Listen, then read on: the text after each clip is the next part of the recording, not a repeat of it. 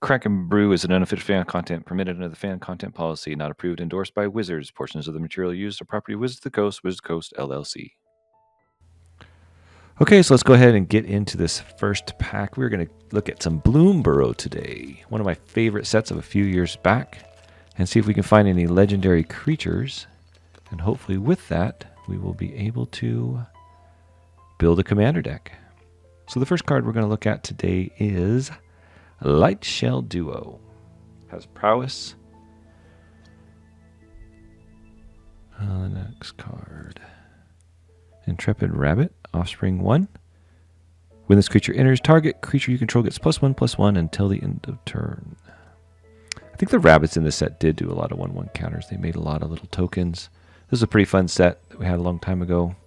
Flying at the beginning of your end step. If you gain or lost life this turn, surveil 1. Little graveyard shenanigans.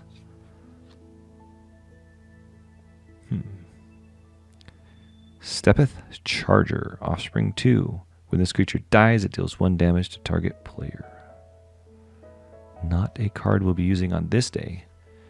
Then we got Polywop. Polywop, this was a pretty fun spell. I remember doing the pre-release for this. It would cost 1 less to cast. You could whack somebody with a creature you have. Corpse Berry Cultivator. At the beginning of combat on your turn, you may forage.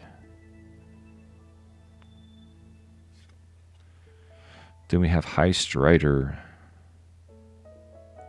Card creature +1/+3. Gains reach. A rabbit on stilts. What is your favorite card from this set? Do you build any commanders from this set? I know that it was really strong in Standard for a while, and they actually had to make some bans because of the mouse package, and maybe because of this card. Coruscation Mage. This is a really great card, especially if you're running Vivi or something that is going to be casting non-creature spells that you could rapidly repeat over and over again and deal damage to people. We got the Viner Reap Mentor. You can make some food tokens when it enters or dies.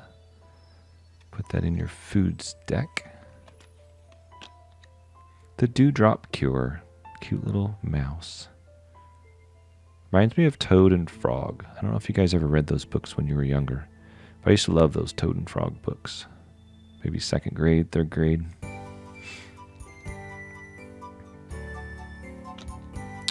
We got a Warren War Leader, Offspring 2. Whenever you attack, choose one. Make some rabbit tokens, or attacking creatures you control get +1/+1 until the end of turn. Rabbits and 1/1 counters. We have a mountain, kind of a shiny mountain. I did like the art on this set a lot. I thought it was great.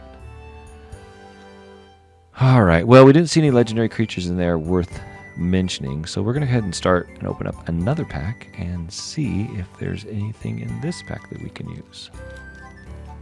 So let's go ahead and rip into this pack. I only bought 2 of these packs, so hopefully we'll find something worth building around. If not, I'll have to come up with an alternate plan today. Runaway Together. There's a lot of Runaway Togethers, but I do like this one. A little frog and an otter.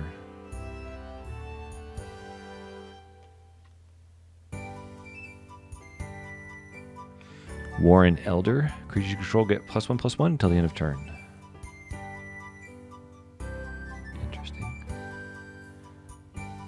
Dire Sight. Surveil 2, then draw 2, and you lose 2 life. I love surveilling, especially in reanimation decks. I love being able to look at what I want, throw it in the graveyard if I don't want it. Kindle Spark Duo. Deals 1 damage to target opponent. Whenever you cast a non-creature spell, untap him. Kind of a way to ping people while casting. We got Baker's Bane Duo. When you expend, it gets +1/+1, so if you spend 4 mana. Got a Junk Blader Bruiser, another expend card.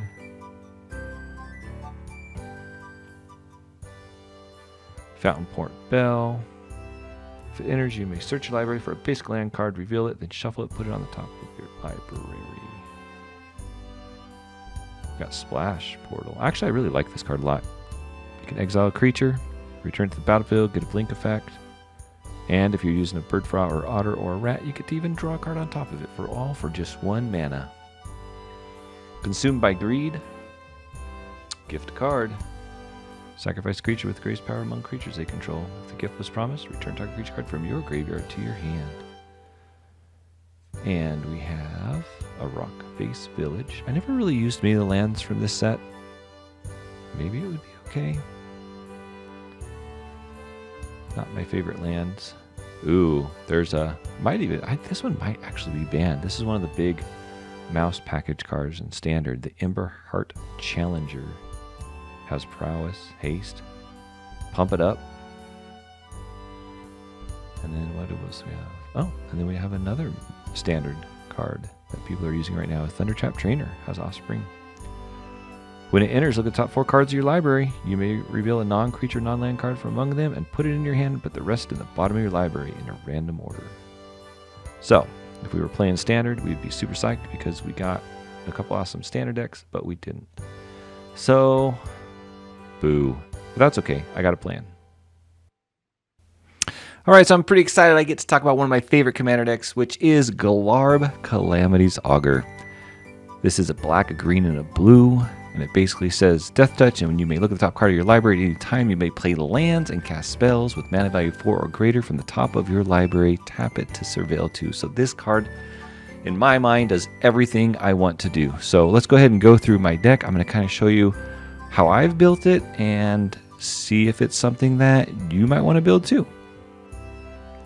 All right, so playing lands off the top of our library kind of leads us to a little bit of a landfall deck, but it's not only landfall. We're going to be doing some reanimation spells. We're going to talk about those here in a little bit, but I definitely want to play as many lands as I possibly can and get everything I can out of that. So in order to do that, we have Conduit of Worlds. We've got Dryad of Elysian Grove.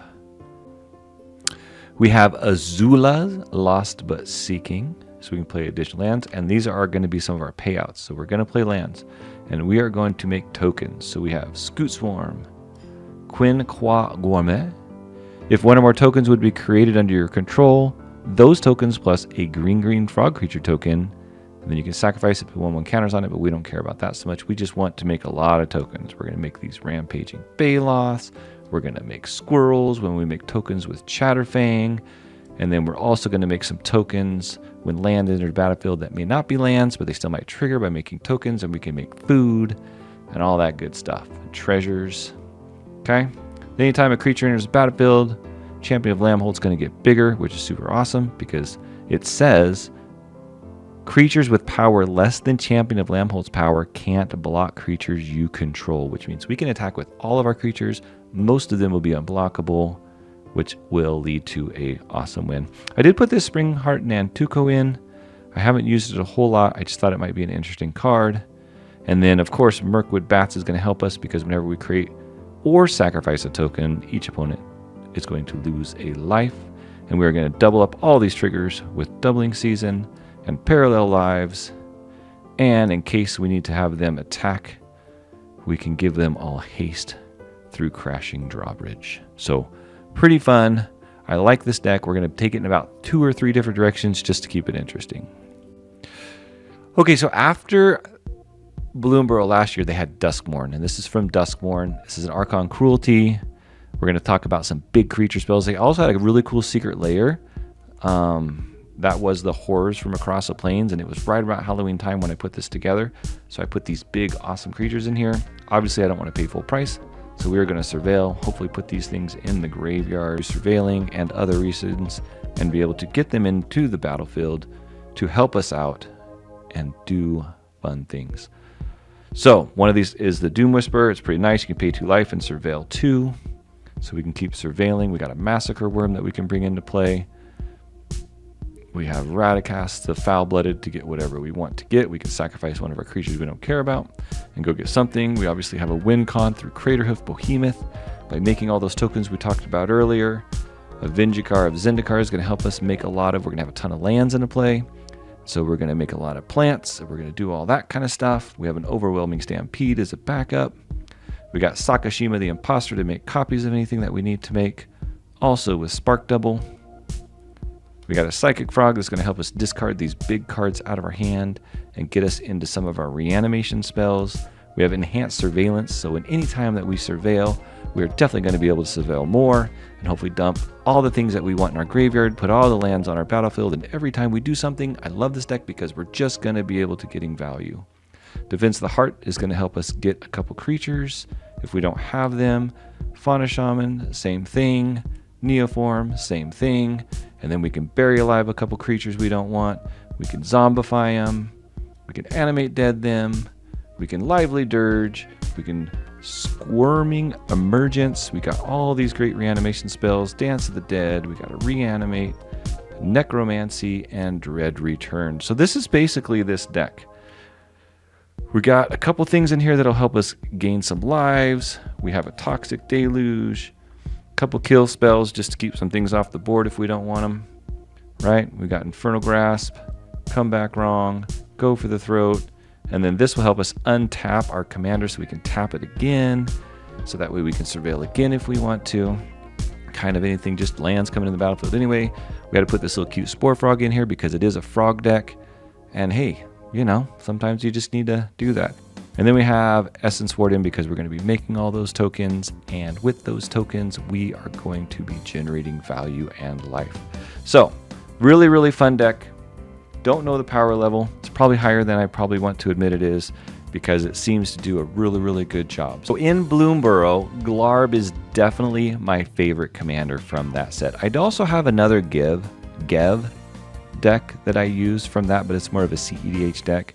We can go over that deck maybe next time or one of these other times. I think this video's gone long enough. But anyways, I appreciate you guys. If you have any commanders or any cards that you love from BloomBurrow, please leave it in the comments below. Let me know what deck you would brew. Tell me what you think about this brew, and I will see you next time.